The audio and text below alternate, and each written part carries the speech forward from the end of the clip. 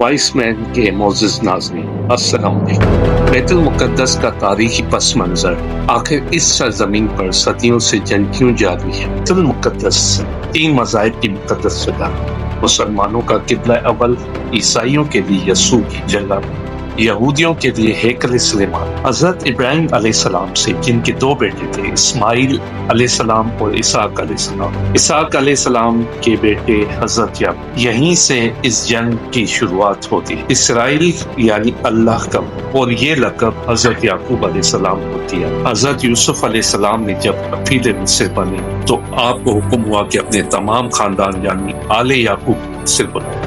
مصر کی سرزمین کا ایک مخصوص حصہ ان کے لیے مقدس کیا گیا۔ اللہ کی طرف سے کہا گیا کہ اے آل یعقوب، سرزمین تمہارے لیے برکت ہے۔ حضرت یوسف علیہ السلام 12 بھائی تھے، اس لیے اللہ نے ان کے لیے 12 چشمے جاری کیے، اور یوں اس سرزمین کا نام حضرت یعقوب کے لقب سے اسرائیل پڑ گیا، جسے آج یروشلم بھی کہا جاتا ہے۔ آپ کی نسل سے کم و بیش 70,000 انبیاء کرام۔ حضرت یوسف علیہ السلام کے بھائی یہودا کی نسل آگے بڑھی تو ان میں سے آنے والے تمام بنی اسرائیل یہودی کہلائے۔ وقت گزرتا گیا اور حضرت موسیٰ علیہ السلام کا دور آیا۔ جب فرعون نے مصر کی زمین آپ پر تنگ کی تو بنی اسرائیل کے ساتھ آپ کو مصر سے نکلنا۔ اس دوران بنی اسرائیل پر اللہ تعالیٰ کی بہت سی کرم نوازیاں بھی ہوئیں، جن میں من و سلوہ، چشموں کی بلدات، مچھلیوں کا شکار کا ذکر قرآن پاک سے ملتا ہے، اور وہیں ہمیں ایک گائے کا ذکر بھی ملتا ہے جس کے دوسرے سے مردے نے اللہ کے حکم سے زندہ ہو کر اپنے قاتل کا بتایا۔ اس گائے کی نشانیاں اللہ تعالیٰ نے قرآن پاک میں بیان فرمائی، جو کہ ایک سرخ مائل رنگت کی گائے تھی، اور ایسی گائے آج بھی یہودیوں کے نزدیک مقدس مانی جاتی ہے۔ حضرت موسیٰ علیہ السلام کے بعد دیگر انبیاء آئے۔ اس دوران میں حضرت موسیٰ علیہ السلام اور ان کے دور کے کچھ واقعات، تورات، من و سلوہ کا کچھ حصہ بنی اسرائیل نے ایک صندوق میں محفوظ کر لیا۔ یہ اللہ کی طرف سے حضرت آدم علیہ السلام کو ایک خاص صندوق تھا جو نسل در نسل نبیوں کے پاس رہا، جسے قرآن میں تابوت سکینہ کے نام سے پکارا گیا، اور یہ یہودیوں کو اپنی جان سے زیادہ عزیز ہے۔ حضرت داؤد نے جب جالوت کو ہرا کر اس سے تابوت سکینہ حاصل کیا تو یوں بنی اسرائیل نے انہیں تسلیم کیا۔ حضرت داؤد علیہ السلام اس صندوق کی حفاظت کے لیے ایک ہیکل تعمیر کروانا شروع کیا، جو کہ ان کی زندگی میں مکمل نہ ہو سکا۔ ان کے بیٹے حضرت سلیمان علیہ السلام نے جنوں کی مدد سے اس کو مکمل کروایا، اور اس دوران میں آپ کی بھی وفات ہوئی۔ اس وجہ سے اسے ہیکل سلیمانی کہا جاتا ہے۔ بعد ازاں بابل کے بادشاہ بخت نصر نے اسرائیل پر حملہ کیا اور ہیکل سلیمانی کو بھی گرا دیا، اور تابوت سکینہ بھی اپنے ساتھ لے گئے۔ سیپرس دی گریٹ نے دوبارہ یہ شہر حاصل کیا، یہودیوں کو دوبارہ یہاں آباد کیا، اور تابوت سکینہ کو واپس لایا گیا۔ ہیکل سلیمانی ایک دفعہ پھر تعمیر کیا، پھر وقت گزرا اور حضرت عیسیٰ علیہ السلام کی آمد، جنہیں نعوذ باللہ یہودیوں نے دجال، ناجائز اور کیا کیا لقب دی۔ یہاں سے یہودیوں میں سے 2 الگ قومیں ہو گئی، ایک یہودی اور دوسرے عیسائی۔ یہودیوں نے سازش کر کے حضرت عیسیٰ علیہ السلام کو صلیب پر چڑھانا چاہا،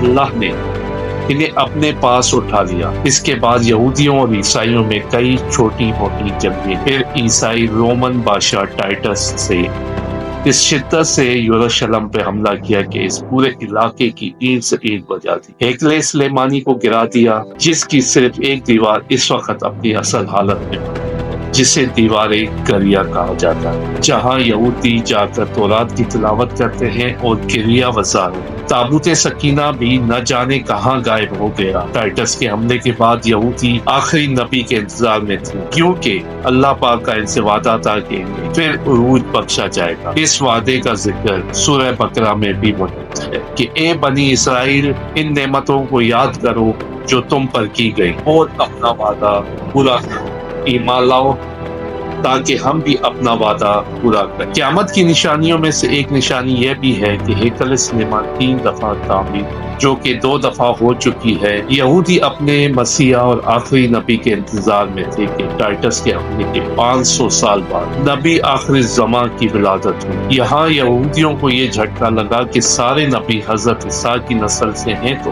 آخر نبی حضرت اسماعیل کی نسل سے کیوں کر آ گئے، اور انہوں نے ایمان لانے سے انکار کر دیا۔ مسلمانوں کے لیے بھی وہ انبیاء کی نشانی تھی، اسی لیے ہیکل سلیمانی کو بیت المقدس کا نام۔ اسلام کے آغاز میں یہودیوں کو قائل کروانے کی خاطر ہی بیت المقدس کی جانب منہ کر کے نماز ادا کرنے کا حکم، کیونکہ یہودی اس طرف منہ کر کے عبادت کیا کرتے۔ 17 ماہ بعد ہماری عبادت کا رخ بیت المقدس سے بیت اللہ کی طرف موڑ دیا گیا، کیونکہ مسلمانوں کا شروع سے ہی قبلہ اول وہی رہا، جس سے پہلے حضرت آدم علیہ السلام اور پھر حضرت ابراہیم نے تھا۔ حضرت عمر رضی اللہ کے دور حکومت میں اسرائیل یعنی یروشلم پر اسرائیلیوں کا اور عیسائیوں کا قبضہ تھا۔ بیت المقدس کے ہی احاطے میں انہوں نے گرجا گھر تعمیر کیا ہوا تھا اور عین تابوت سکینہ والی جگہ وہ گن پھینکا کرتے تھے۔ یہودیوں کی نفرت میں یروشلم کی فتح کے وقت جب حضرت عمر وہاں گئے تو عیسائیوں پر برہم ہوئے، وہاں صفائی کروا کے مسجد تعمیر کروائی،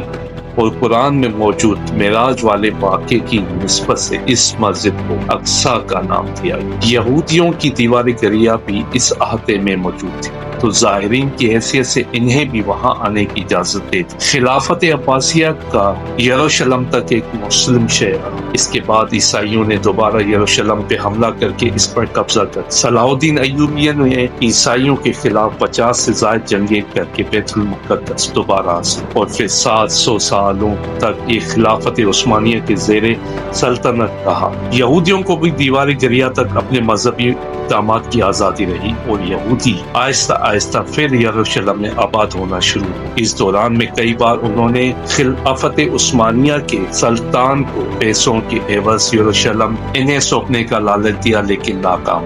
اور پھر دوسری جنگ عظیم میں عیسائی سپاہی ہٹلر نے چن چن کر یہودیوں کو قریباً 60 لاکھ کے قریب یہودیوں کا قتل عام کیا گیا، اور یہ در بدر بھاگنے پر مجبور ہو۔ اس دوران میں انہیں یہ اندازہ ہو چکا تھا کہ انہیں اب خود اپنی پہچان بنانی ہے، اور بائبل میں موجود یہودیوں کے آخری عروج سے قبل والی کئی نشانیاں بھی ظاہر ہوتی، اور وہ یہ تسلیم کر چکے تھے کہ ان کا آخری مسیح اب دجال ہوگا، جس کی بدولت پوری دنیا میں ان کا دوبارہ بولنا۔ انہوں نے برطانیہ سے ساز باز کر کے خود کو الگ ریاست تسلیم کروا لیا، اور یوں اسرائیل باقاعدہ ایک ملک کی صورت میں دنیا کے پیچھے پہ۔ پھر آہستہ آہستہ انہوں نے فلسطین اور دیگر مصری علاقوں پر قبضہ کیا۔